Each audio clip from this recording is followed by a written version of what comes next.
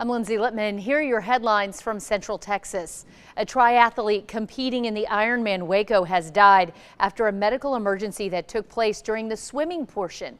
Sydney Walker spoke with a longtime friend of the late athlete and has more on the pharmacist who had a lifelong love for marathons.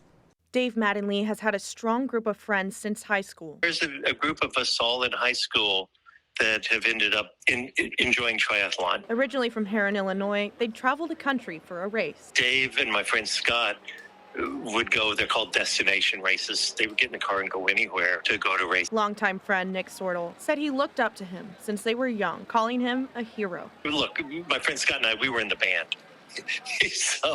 But he really was, he was always fast, even as a kid. I remember that. He was an outdoorsman. He always liked adventure and different things. And even won the Mr. Rogers Neighborly Award for his work as a pharmacist. After stuff, I would always be ready to rush off, and he would just like, oh, let's sit here, have some chips, and have a talk and everything. Dave and Nick's friend Scott were at the race to support Dave. This race was probably on his calendar for months. You know, he wanted to do it. He slowed down a little bit, you know, because kids go to college and stuff. But he still absolutely enjoyed it. And his older brother, Bill. And they go in waves, so Bill was a little bit older. He goes later. And then they said something's up with your brother. Then the unthinkable happened. They pulled Dave out of the water, and they told Scott, meet us at the hospital. Dave's daughter back home in Illinois got the call first. It was a shock. You know, you never would think something like this would happen to somebody in shape and stuff. They're still waiting on the autopsy to determine their friend's cause of death. Dave was a racer at heart. More than 35 years. Racing was always on his mind. And he will be greatly missed. He was the fastest, and he was like the one everybody kind of worshipped as a little strong, but he's the one we all admired. In Waco, Sydney Walker, 6 News. Well, the organization says they send their deepest sympathies to the family and friends of Dave. He's survived by his wife Tina, daughter Tori, and son Lance, named after Lance Armstrong. Meantime, several Shoemaker High School students at Killeen ISD got sick after eating suspected THC edibles. Killeen ISD released a statement saying students received emergency medical attention on Monday. The district says the incident will be handled according to their code of conduct policy. The district is warning parents and students to be careful with any snacks or gummy candies they choose to consume, as THC can look like regular snacks.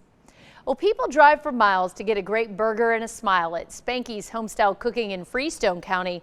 But as a small business in a rural community, Spanky and his crew were not smiling about their internet connection. That's until a multi-billion-dollar project to get rural homes and businesses better connected. I stopped by to find out more. For almost 10 years, Spanky's has been a staple just south of Richland Chambers Lake in the small town of St. Elmo. We're blessed to have the customers that we have and being part of this community and everything. Spanky is the namesake. Not a nickname. It's on my driver's license, birth certificate.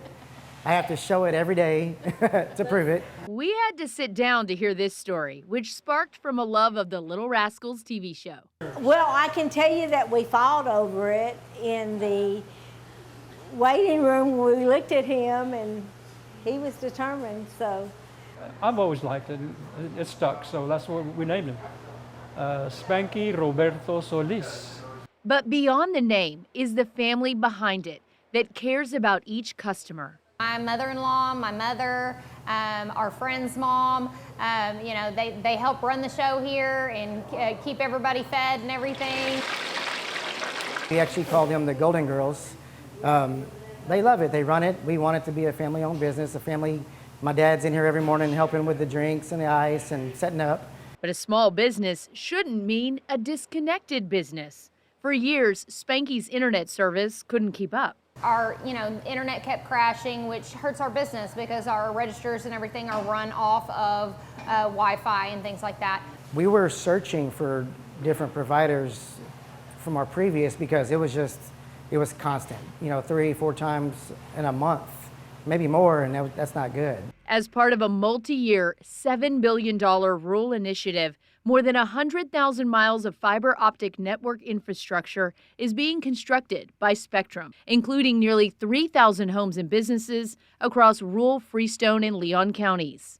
So once they came aboard, we were like, all right, let's try it. And it's been amazing. Yeah, we haven't been down one time. I logged on to talk to Spectrum's Scott Horn. Really changes the lives of the communities and the people that are in the communities in a major way. From the diner that now has the connectivity it craved. This is cutting edge infrastructure, so that's every bit of sophistication and technology that we would have in any major metropolitan city. This is all fiber optic cables right to the homes and to the businesses. And so that type of infrastructure in and of itself opens up doors to businesses that would like to have their business be there.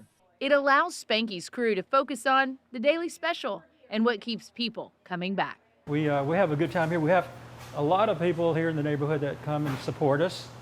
And it's just really a close-knit group of customers and friends. Come on down. Join us. We'll welcome you. And we hear the Spanky Jack is really good.